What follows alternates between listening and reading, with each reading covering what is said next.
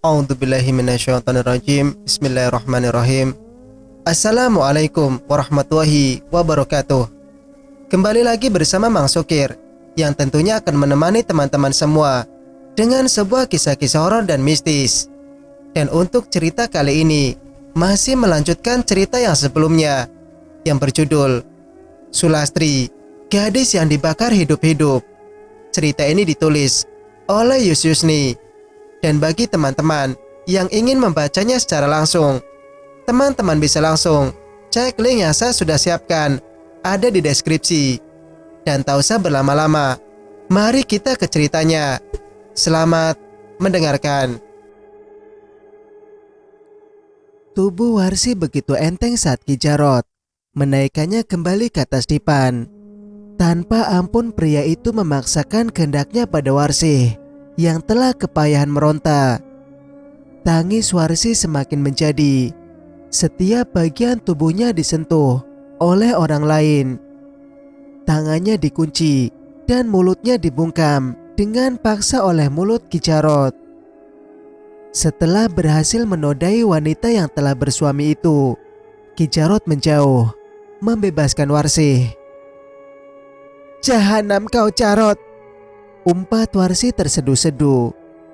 Ki Jarot mengambil sebatang rokok kretek di dekat altar tempat ia menaruh sesajen. Keringat di wajahnya terus mengalir deras.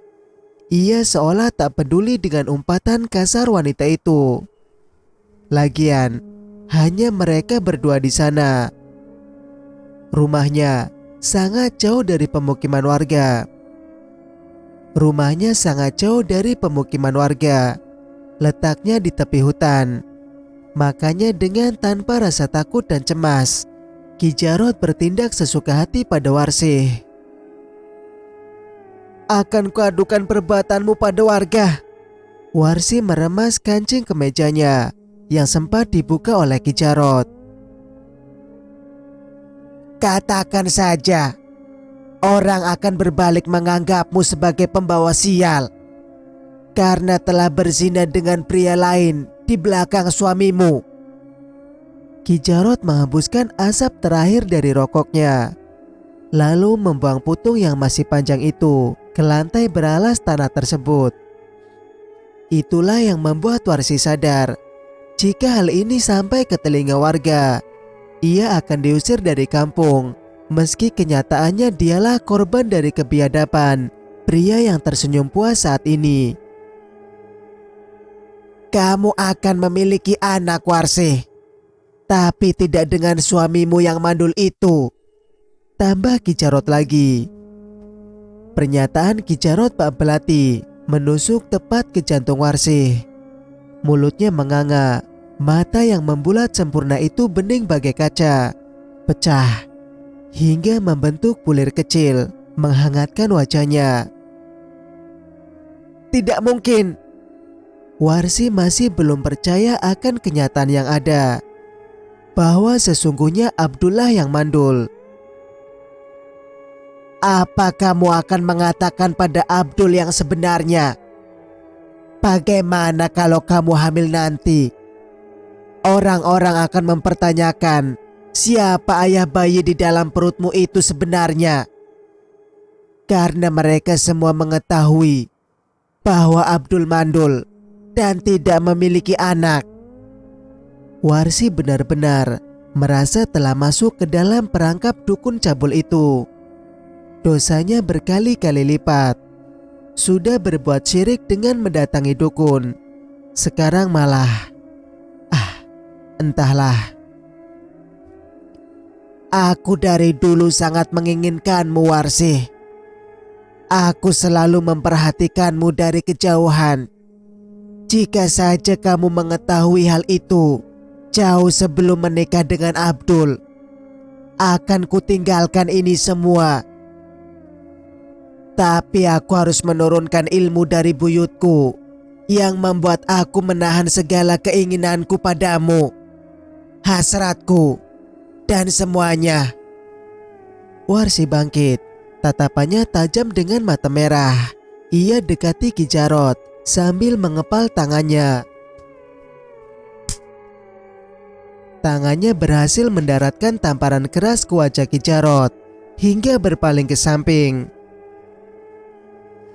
"Kau tidak lebih dari seorang iblis, Jarot!" teriak Warsi dengan lantang. Gegas ia berlari ke arah pintu dan keluar. Sementara Ki Jarot hanya diam membisu, membiarkan wanita itu kabur.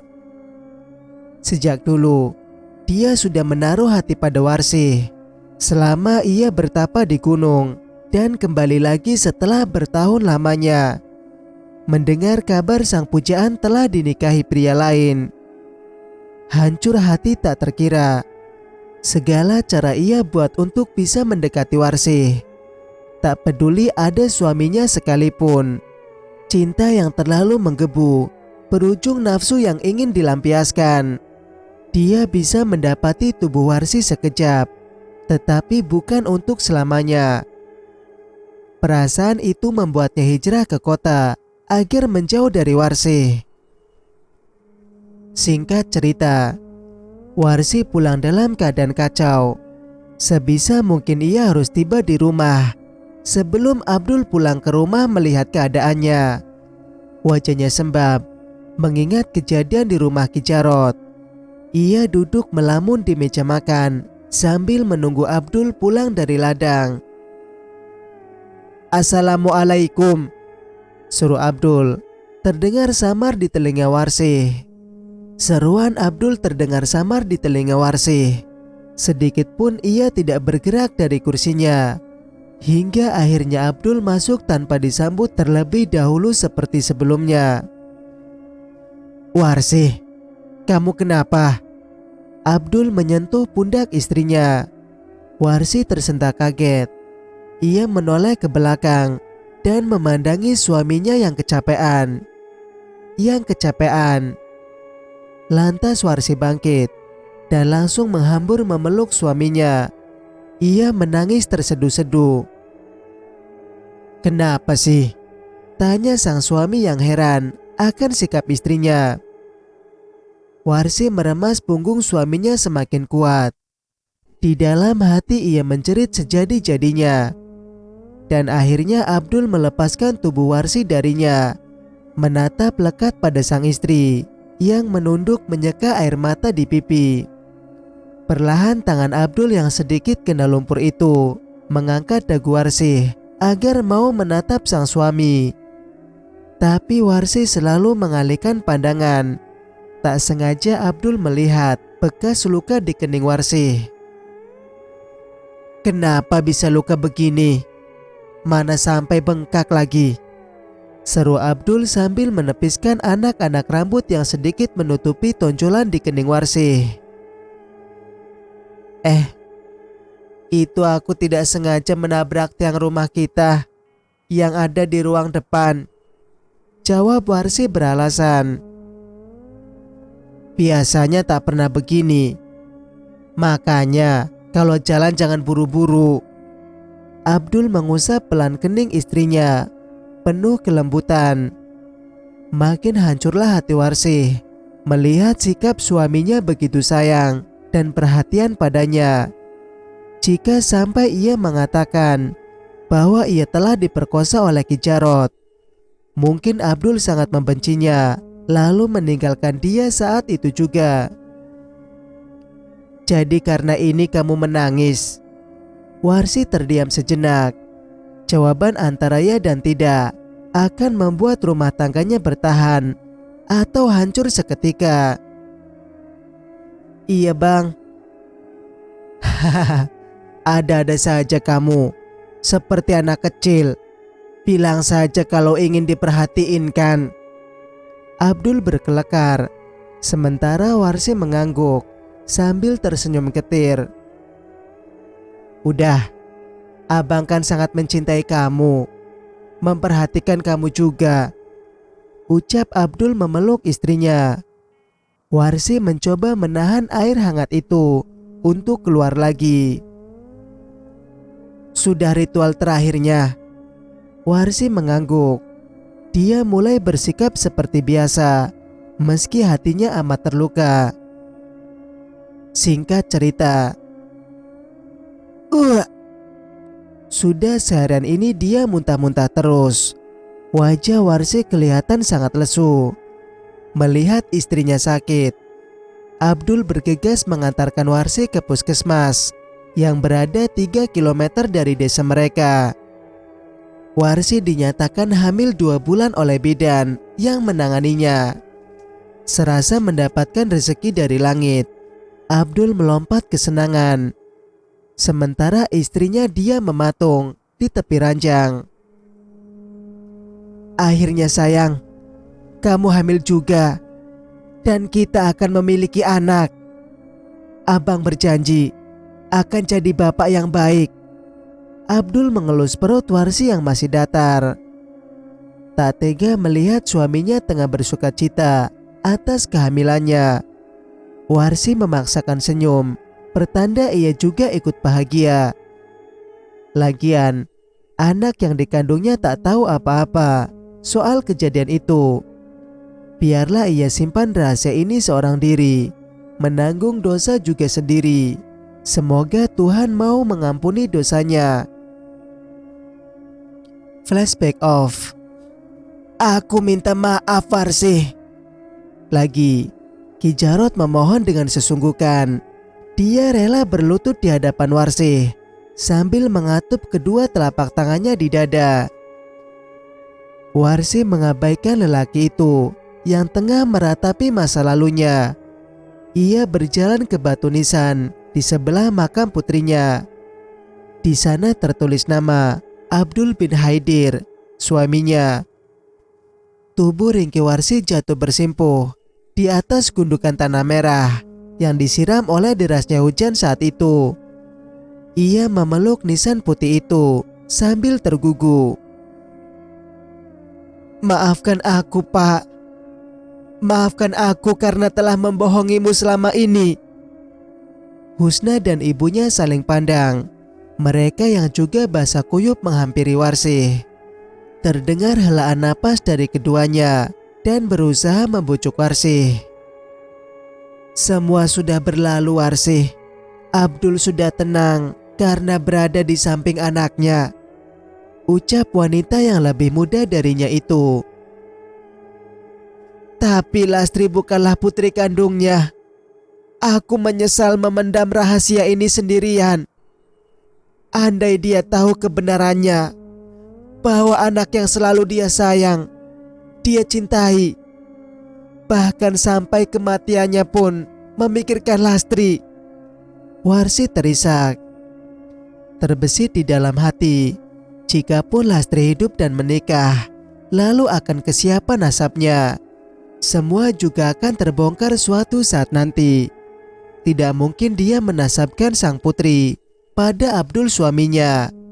Jelas dia lebih berdosa lagi, dan Lastri pun tidak akan sah menikah. Sekarang semua terbongkar setelah mereka tiada. Lalu untuk apa semua ini? Apa karena Tuhan tidak ingin kedua orang yang saling sayang, layaknya bapa dan anak kandung itu, menderita? Ya Tuhan, sungguh wanita yang telah meratapi nasib itu berada di antara dua sisi ujung silet. Pilihan yang akan diambil tetap akan melukainya. Sehingga Tuhan sendiri yang mengambil keputusan agar penderitaan disudahi dengan cara kematian bagi Lastri dan suaminya. Sementara Ki Jarot tertunduk menyesali. Ia sama kacaunya. Dosa-dosa yang ia lakukan terhadap Warsi seolah menjerat lehernya hingga ia kesulitan untuk bernapas. Dadanya semakin sesak kala bayangan itu hadir di pikiran, seakan tengah mengadili perbuatannya dulu. Dengan langkah gontai, Ki Jarot berjalan ke arah makam Lastri. Ia berlutut, tangannya menggenggam tanah merah yang basah karena diguyur hujan lebat.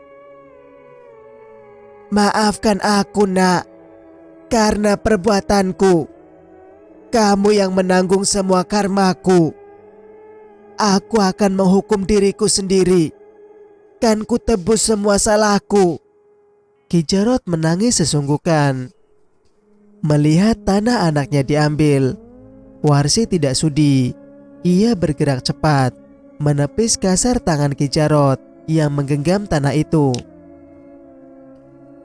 "Enyah kau dari sini. Aku tidak sudi. Tanah itu kau ambil dari anakku," teriak Warsi dengan mata nyalang. "Pi, sudahlah. Ayo kita pulang." Husna berusaha membujuk. "Iya Warsi, kasihan Lastri di dalam sana. Baru saja dia ingin beristirahat dengan tenang," tambah ibunya Husna. "Kuharamkan kau datang ke makam Lastri sampai kapanpun Jarot," teriak Warsi lagi. "Tidak Warsi, aku akan mati di sisi anakku," lirik Ki Jarot. Husna dan ibunya berusaha memaksa Warsi agar segera menjauh dari makam. Tapi tatapan penuh amarah dari Warsi tak lepas ke Ki Jarot. Andai tidak ada hukum yang mengatur undang-undang tentang pembunuhan, mungkin akan dia tusuk Ki Jarot dengan pisau belati berkali-kali. "Aku akan menyusulmu. Aku akan meminta maaf langsung padamu, Nak. Aku akan..." Ki Jarot jatuh tersungkur setelah keris yang dikeluarkan dari belakang punggungnya ia gunakan untuk menggorok lehernya sendiri. Tubuh pria itu mengejang hebat. Matanya mendelik ke atas, bagai ayam yang baru saja dipotong urat lehernya menahan sakit. Tubuhnya menggelepar. Ia begitu kesakitan menjelang ajal. Darah di lehernya terus mengalir deras, bercampur dengan rintik hujan yang membawanya bersama mengaliri sela-sela tanah yang berliku. Napasnya terhenti. Sepasang bola mata itu tetap terbuka. Ki Jarot menghembuskan napas terakhir, persis di sebelah makam Lastri. Tubuhnya terlentang tak bergerak sama sekali. Ruhnya telah diambil kembali dari Sang Pencipta dengan cara yang sangat hina. Warsi yang memperhatikan dari jauh menangis, menutupi wajahnya dengan kedua telapak tangan.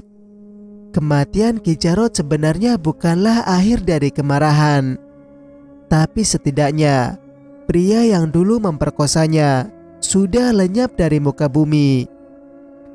Mereka bertiga pulang menemui perangkat desa agar mengurus mayat Ki Jarot. Setelah itu, Warsi tidak mau tahu lagi tentangnya.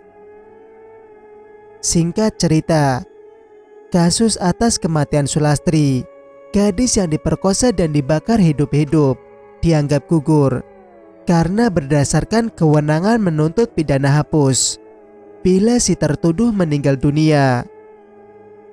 KUHP 83, 103, SV 391, dan seterusnya.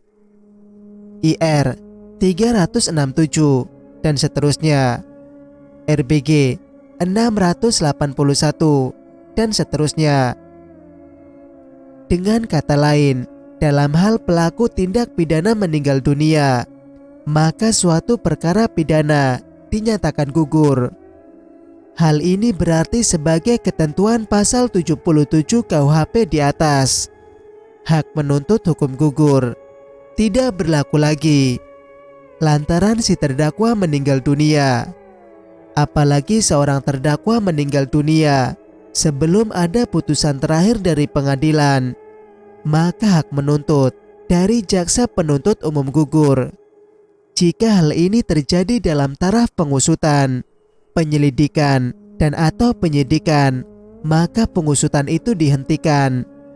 Jika penuntutan telah dimajukan, maka penuntut umum harus oleh pengadilan dinyatakan tidak dapat diterima. Apakah keluarga kelima pelaku yang sudah meninggal dunia bisa bernapas lega? Tentu saja tidak. Mereka selalu dipandang buruk oleh orang-orang karena pernah berhubungan dengan pelaku semasa hidup. Terlebih Kasim yang paling terkena dampaknya. Usaha yang ia rintis bangkrut.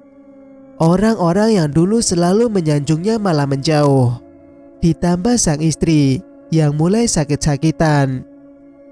Ani, pemilik kos tempat Husna tinggal, sekaligus ibu dari salah seorang pelaku bernama Baskoro, juga mengalami guncangan setelah kosannya terbakar beberapa waktu lalu. Nenek Andre tidak tinggal di sana lagi.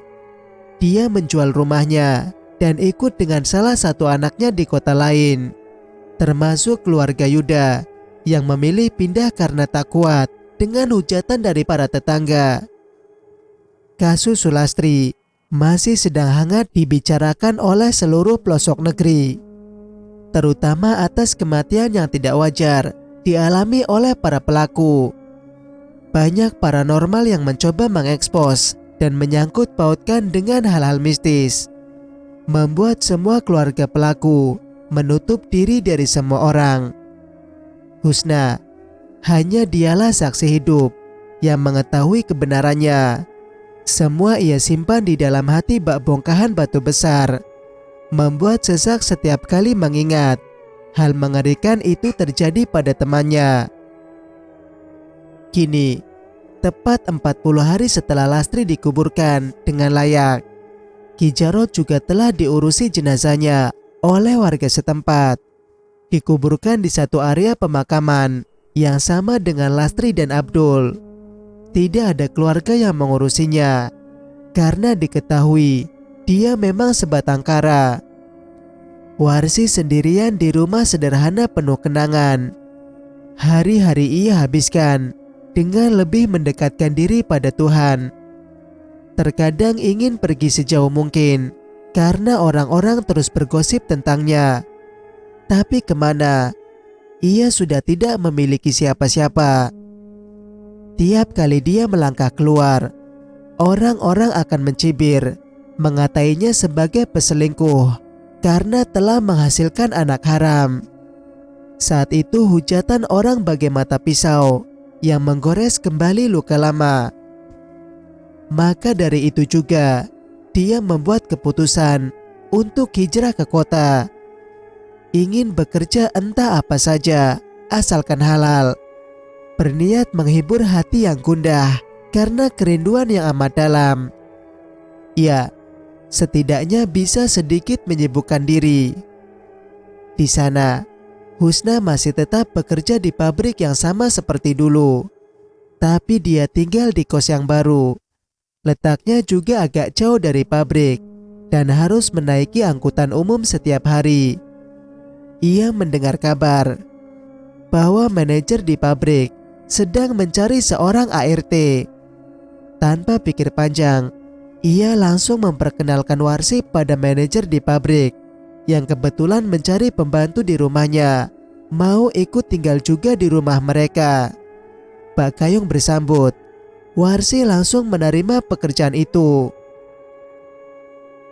Semenjak tinggal di rumah majikannya, Warsi bisa sedikit berdamai dengan hati, meski kerinduannya pada Lastri tak terelakkan. Hanya doa yang bisa dipanjatkan untuk anak dan suami tersayang. Beruntung sekarang Warsi mendapatkan majikan yang sangat baik, diperlakukan layaknya orang tua.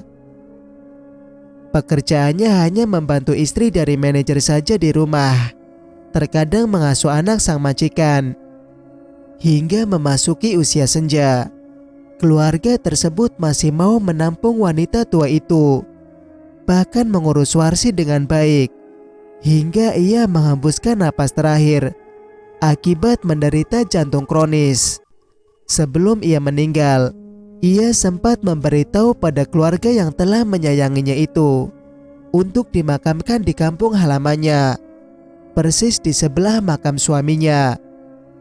Kasus Sulastri sampai saat ini masih belum hilang dari ingatan orang-orang, terutama Husna yang sudah berumah tangga. Kenyataan sebenarnya dia simpan rapat di dalam hati dan pikirannya sampai kapanpun. Cukup dijadikan pelajaran untuknya suatu saat nanti. Cerita pun selesai. Bagaimana menurut spekulasi kalian? Semoga cerita ini dapat menghibur dan tentunya memberikan pelajaran bagi kita semua. Dan bagi teman-teman yang suka dengan ceritanya dan yang belum bergabung, silakan untuk subscribe channel ini agar bisa mendengarkan cerita-cerita berikutnya. Wassalamualaikum warahmatullahi wabarakatuh.